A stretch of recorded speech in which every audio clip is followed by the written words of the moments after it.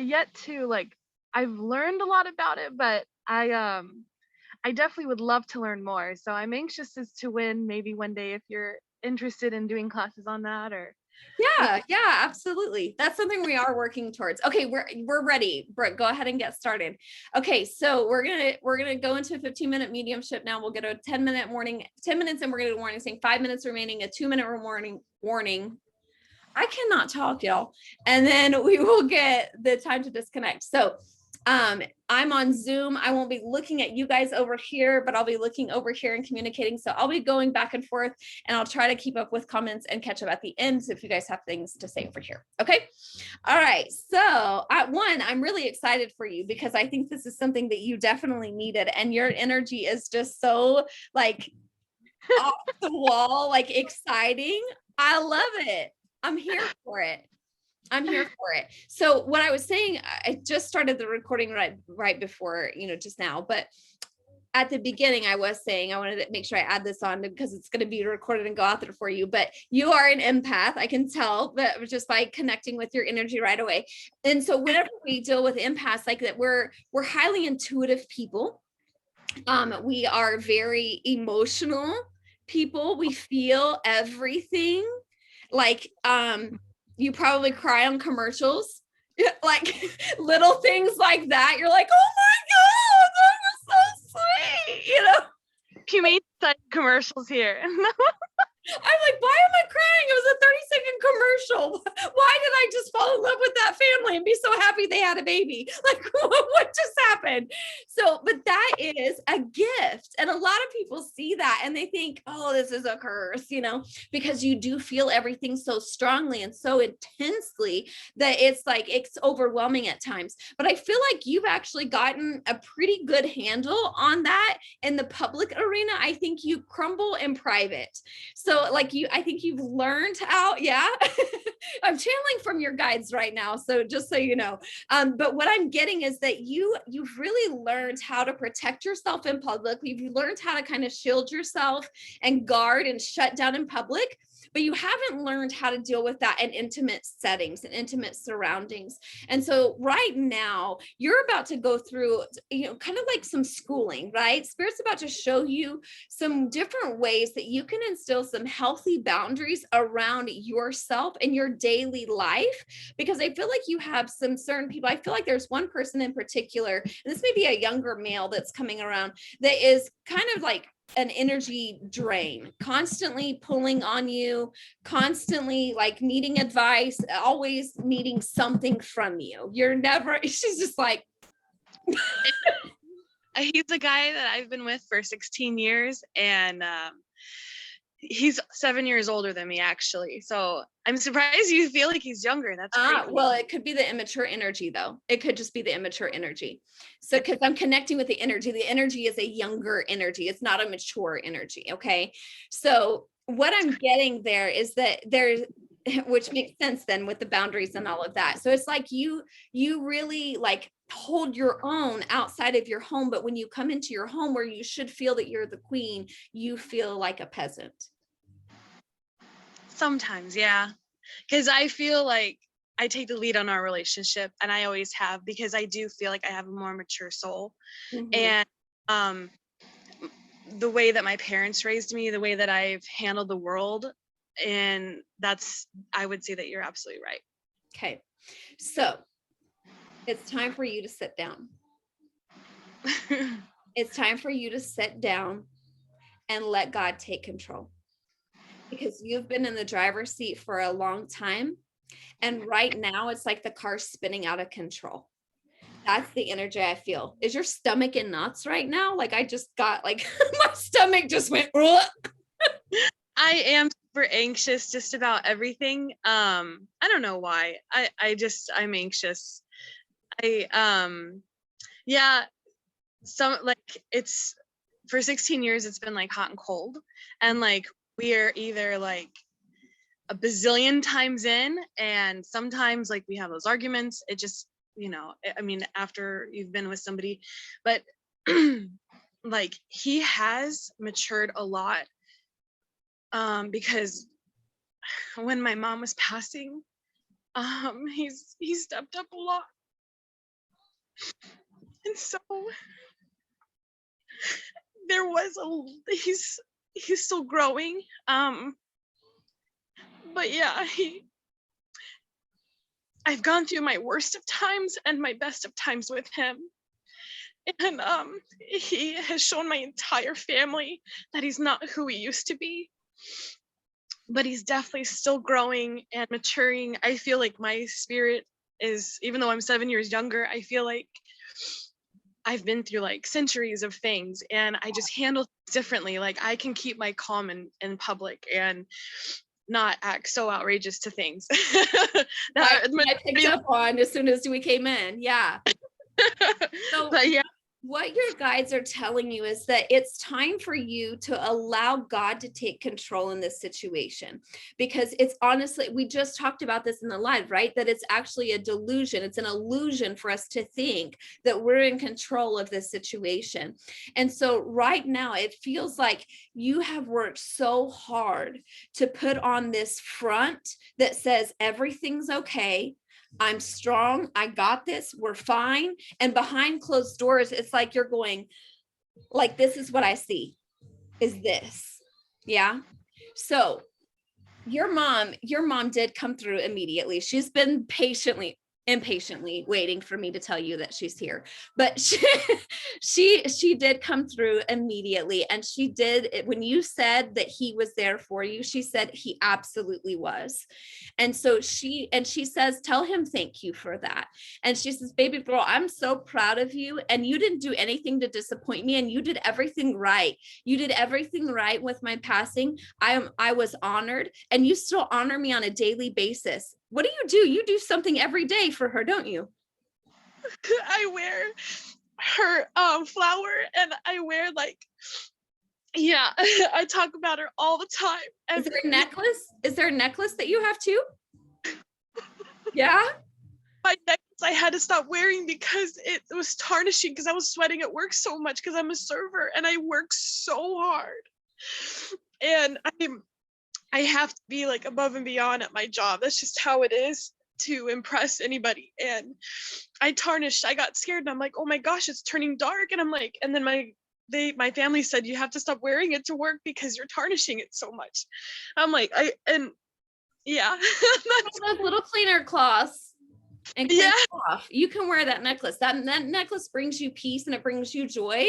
And like, cause she was like, she's not wearing it. The necklace, she's not wearing it. I'm like, is there a necklace? Cause I don't see it, you know?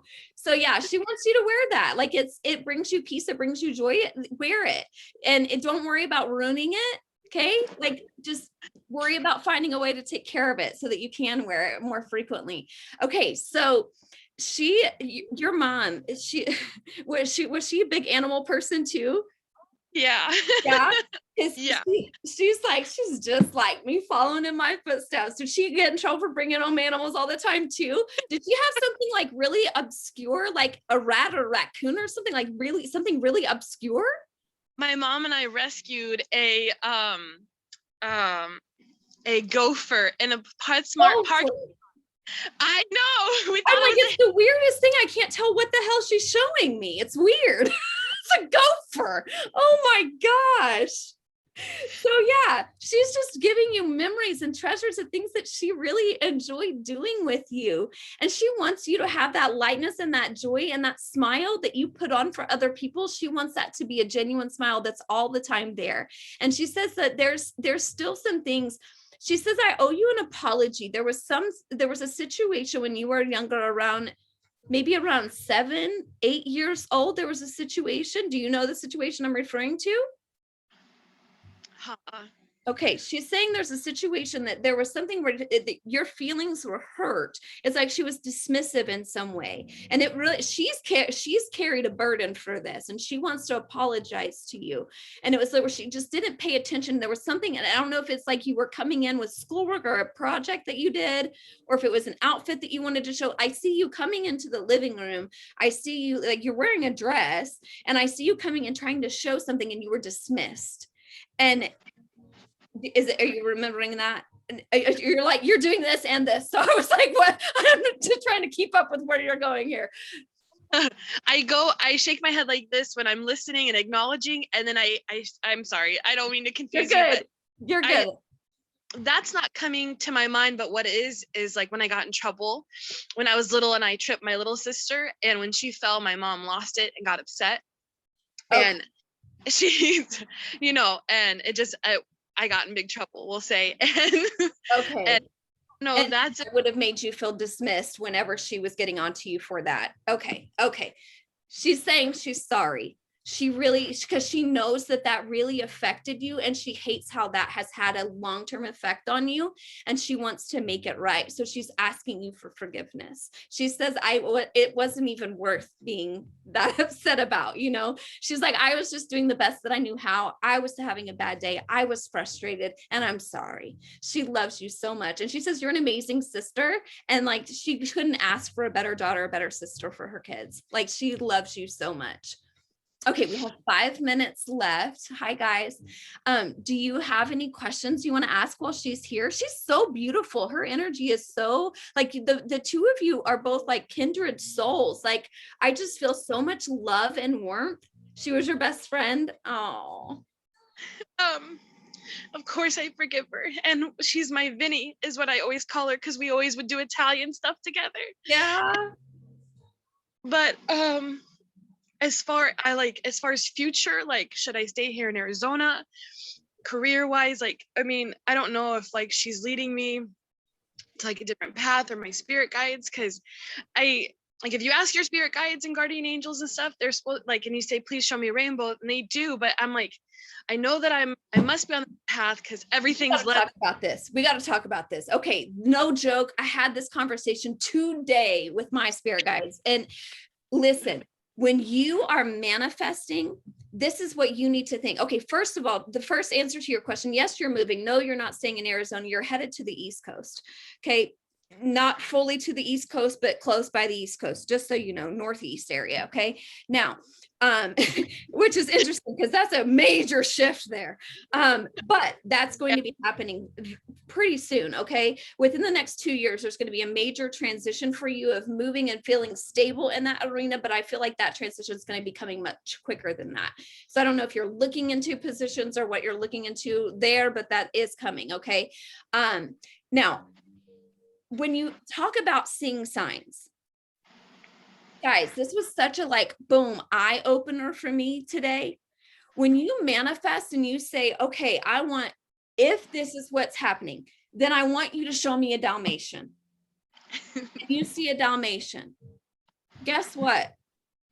That was what you manifested. So do you want your manifestation, or do you want the sign?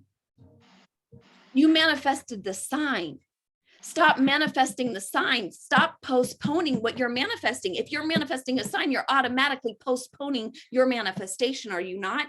Because you're saying, you're not going to give me this right now. So if you're not going to give me this right now, at least give me a sign that it's coming eventually, so that it's something to hold on to. But it's a perpetual push and wait game, because in reality, you're not ready. Yeah. So that's a key for you to go inward and continue to do that inner healing work to open up that space for that manifestation to be received. Stop asking for signs, because you're wasting your energy on manifesting a sign that means nothing when you could be manifesting your desire. My gosh. That right? Boom, for me. 2 minutes left. Okay. I had that revelation today. So for you to sit there and say that, like, that was just mind blowing for me in that moment. I was like, oh my goodness. Yeah, rainbow, but what I need more. Right, great. You got a rainbow, but now what? So now you say, I manifest that these open doors of opportunity come to me. I manifest that I receive abundance in all areas of my life. I manifest that the perfect opportunity is aligning to me right now, that I am walking into divine connections, divine appointments in divine timing. Right? Yeah. And start to speak those things. I hear that you need to get ready. Like, you need to start cleaning. You need to start packing. You need to start eliminating, because moving cross country, you ain't taking all that shit with you. So you better start minimizing, because it's going to be new stuff. Because when you go there, it's going to be abundance. Like you're going to be like, okay, new house, new car, new clothes, new shoes, new furniture. Got it. You're moving into abundance because you're moving into your purpose. You really need to look into empath, and how to use that gift more. Okay. Because you are an empath and you have a major gift. Do you understand what an empath is? Do you understand that you have a healing power? I feel a lot, but I just don't know what avenue to go down to be able to learn more and to do more with it. Okay. Stay connected to me. I'm gonna work with you a little bit. Okay. But we're also going to talk about, everybody's a comment. They're all having conversations over here. We'll have to go back and read all those comments. But what I want to tell you is that as an empath, as a healer, you are a person that just like right now, you're feeling my energy. I can feel your heart. You feel all of this, right? So when I disconnect, you're going to go like, because it's going to feel completely different, right? And then you're going to go right back to your energy, but you're used to like that energy up and down. You're used to that. So that tells me you already have knowledge of what you're dealing with. Okay. Now, then you've got to get to the practical side of things and understand what is actually happening when you're picking up on someone else's energy. So, for example, if we were in a situation where like I'm sitting here upset and crying, if I was upset about something, what would you automatically do? Your eye, like even just talking to your eyes shifted. Your eyes went into, I'm concerned. What do I need to do? I'm in here. I'm in help mode. I'm here to help. So we tend to be fixers, right? An unhealed empath can be a mess because we want to fix everybody. We don't take care of ourselves. We think everything is, our job is to fix everybody else. And if we fix everybody else, somebody will eventually come fix us. No, the reality is you're supposed to fix yourself. You're supposed to hold space for other people to fix themselves, right? Yeah. So as an empath, this is one of the coolest things that we can do. Okay. We connect with that energy. We can transmute it, which means to take it, we absorb it from them, we eliminate it. It goes negative, it's gone. So it's like we take that energy in, we say, I'm taking it from you. So in that moment, as you're hugging, you're holding someone, you are energetically wrapping them and you feel that. I know you know what I'm talking about. And then all of a sudden you feel them melt into you. That energy wanes, right? And then all of a sudden, do what? Like I can touch and permeate heat through my hands. Yes, heat in your hands. That's a key sign. You will feel heat and vibration, right? And so one of the things that you can do when you're doing that is be intentional and know, okay, I am healing right now, knowing that that is what you are doing rather than just, I don't know what's happening here, knowing it and being intentional with it. Okay, I'm transmuting, give it all to me, give it all to me. I got it. And at that same time, you're channeling. So you're being a conduit. So as you're holding me in tears here and absorbing my pain and energy, you're at the same time allowing God's energy to flow through you. You're not doing it out of your energy. This is the key as empaths. You have to learn that you are not using your energy, because when an unhealed empath does this, you will use your own energy. And then all of a sudden you're like, I got to go to bed. I'm drained. I'm exhausted. And you're like, I just can't function.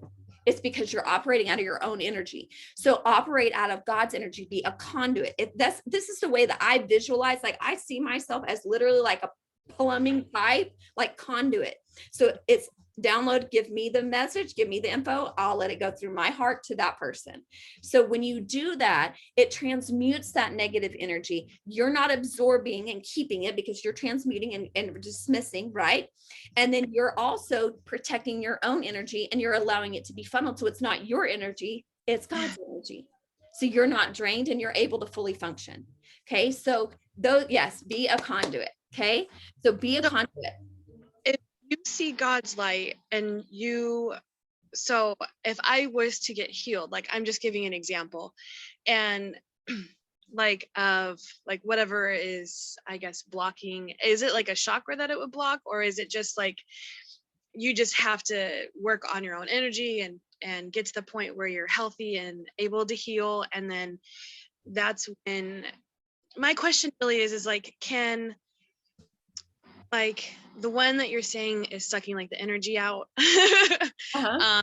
Can there be a point where he's in his healing process, I'm in my healing process, and then it'll get better from there, kind of thing? Does that make sense? Like, Yeah, of course, because every relationship is going to be better if you have two healed parties.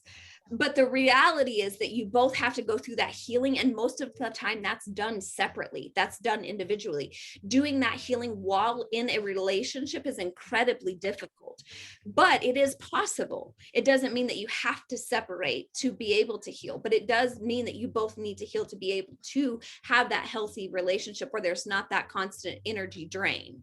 So yeah, you've got to be very careful there and have healthy boundaries, which is what came up first in the reading, right? The very first thing your guide's telling you, healthy boundaries in that connection. So I think you're both about to go into that time and that season of deep inner healing.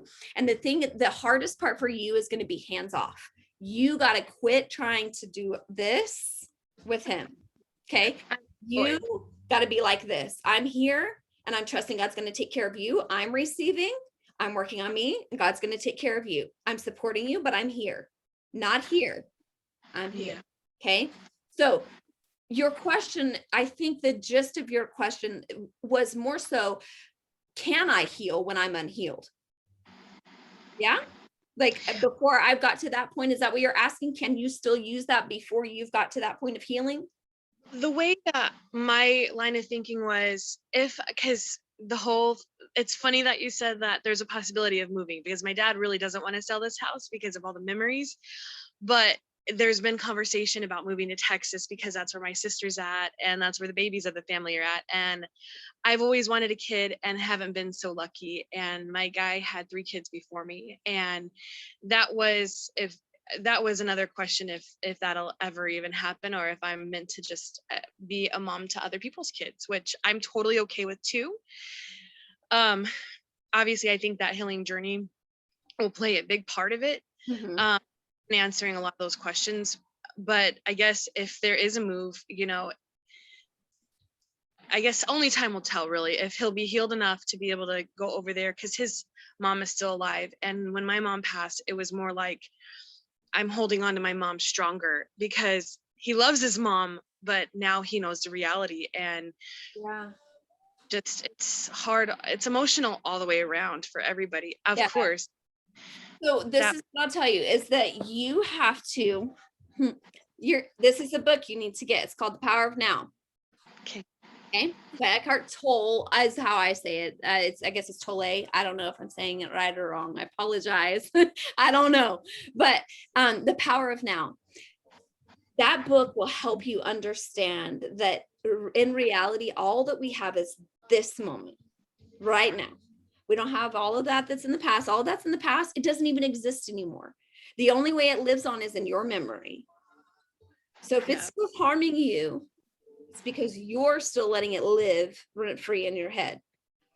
So it's time for you to let go of those past things, right? But now you shifted and you said, okay, well, all that's good. But what about all of this? So you shifted your anxious worry from worrying about how do I get over the past to what about the future? What does this look like? This is all we have right here, right now. And so this is what we have to focus on. All of that will be this eventually, but we can't get to that until we go through this, right? So don't worry about what it looks like here. Can he handle this? Will he heal? Does he do all of this? Worry about, am I healing? Am I doing what I'm supposed to do right now so that I'm prepared for there? It's that automatic fixer mentality. But what about him? It's hard. Here first. It is so hard. It's a constant redirect. We call it the mama bear syndrome, but it's really just, it's hard. It's hard. It's not good. It's not good. But it's a strong, I forgot to charge the phone. And the live ended. I brought the charger over here and I didn't plug it in and it just ended. Oh no. I am so done for. I was like, what happened? Oh, well, they got good information. I'll have to, to leave another video or something at the end. Oh, well, we were done anyway. But anyway, we're about to like get kicked off of here because this has a time limit on it. But thank you for allowing me to connect with you and give you that information. But I'm excited for your journey. Just remember, every time you start to divert and get focused on future and other people, nope, come back to me, back to me, back to me. Like, think of it as like an octopus. Have you seen me use that example in the lives before? I'm like, you're like an octopus with tentacles. They're all over the place. This is an empath. We're like that. Oh, that is so me. I couldn't have been like this, taking care of everyone else, everything else. And then we're like, oh, I'm so exhausted, you know? And so this is like a message telling you to withdraw your vitality. Every time you see your tentacle going off over here, go, nope, I need self-love. Oh, nope, self-love. Oh, nope, self-care. Oh, nope, self-love, self-care. Okay. Inward, inward, inward. That's your focus right now. So anytime you feel that octopus arm going out there, bring it back in. So true. Oh my gosh. I do take care of everybody else. I know you do. Honestly. You're the friend that everybody wants to have because you are so loving and so supportive, and you will sacrificially love and give. And that is amazing, but it's also horrible because you are not taking care of you, and you need to make sure you take care of you first. You are so right, because as a child, my mom was crying in her room and I didn't know why. And I came walking in just to say hi. And I started crying and I jumped up on the bed with her, crying with her. And I said, Mama, why are we crying? And I don't know. Yep. So the stress and anxiety level has been my whole life because I feel a lot. And even it's just, my older sister's not the same way, where we've always we've always fought. I mean, we can get along and stuff, and we mingle okay, but it's just, she just doesn't understand how deep I feel. And you don't understand how she doesn't. Mom and I were literally like twins, honestly, like the same people, but just different. And I don't know what the next life has for me and all of that, but I know that they say we see the people that we love so truly in like our next life and stuff. I don't care what happens so long as I don't know. I love my family a lot. And it's crazy. It's just, we never knew it was so severe of where she was at in her illness. And it's like one moment she was here and the next she was gone. And things are divine and divine timing and reasoning. Do you want to hear like a super quick story if you can hear? If it doesn't kick us off of here, it only I don't know how long we've been on here, but it kicks us off at 45 minutes. I know we went way over on our time. I'll be super quick just because I think you'd love to hear this. Okay. So when my dad called me and said, hey, you need to hurry up and get home, something's going on with Mom. Mm-hmm. I had my grandma on the phone and I was almost about to press it. I can't tell you how close my thumb was. Well, anyway, I was like, nope, that's not the right thing to do. I literally put my little sister on the phone. She hadn't heard from Mom in 30 days and was like worried because she's like, I can't get a hold of Mom. My mom did a last turnover, said, I love you, baby. And that was the last thing she ever said. Oh. She did come and tell Alex, thank you. Like, he heard her say that after she had passed, and he was in the house alone and she had already passed, and he didn't know that because I had to like stop my emotions in that moment and say, just stay home. It's okay. But he knew better because he picked up on my feelings. And when he was away when he got in trouble when we were kids, he felt my energy. And that's why I'm like, I love you so much more. And when I met him, I swore on everything. I knew him. And I went up to him. I'm like, do we go to school together? And he's like, oh yeah. And I'm like, I'm like, no. So the energy sucker part is definitely there. And he has to work on it because he has a lot of things from the past before I met him that still hurts him. And so you need to look into shielding. You need to look into shielding and guarding your energy, okay? So that you can have that barrier there. And then just healthy boundaries. And you'll get through that. Boundaries is a good book for you to read too. So it's actually called Boundaries. Do you think it'd be okay for him like to leave Arizona? That's really, and I don't know. I worry because what if we move and something happens to his mom and he can't be there? Like that's I'm what I sorry. I'm sorry. What was that spirit just said to you? I know we have to be in the then and now, right now. Okay. Okay. Okay.